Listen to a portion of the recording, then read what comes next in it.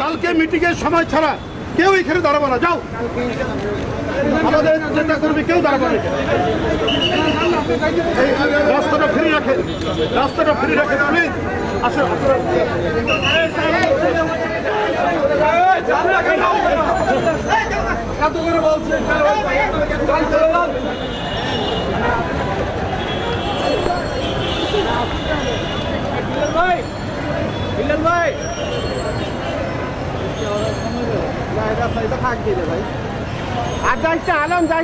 এই যে ধরপাকড়, কেন আজকে আমাদের নেতাকর্মীরা বাসায় থাকতে পারবে না?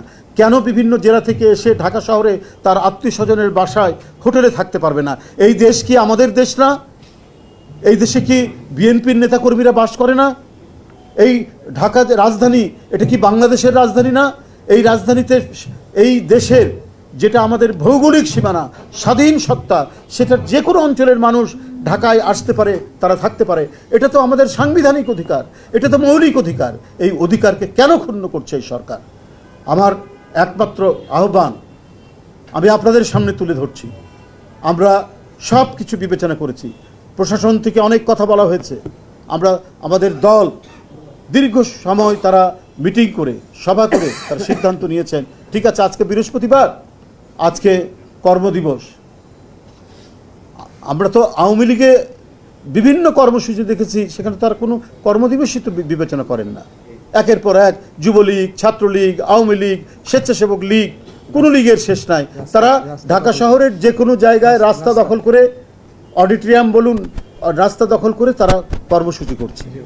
আর বিএনপির কোনো কর্মসূচি হলে পরে সেইখানে নানা শর্ত জুড়ে দেওয়া হয়, বলা হয় যে করা হবে না। সব কিছু বিবেচনা করেই আগামীকাল শুক্রবার বাংলাদেশ জাতীয়তাবাদী দলের মহাসমাবেশ এই নয়াপল্টনের কেন্দ্রীয় কার্যালয়ের সামনে অনুষ্ঠিত হবে।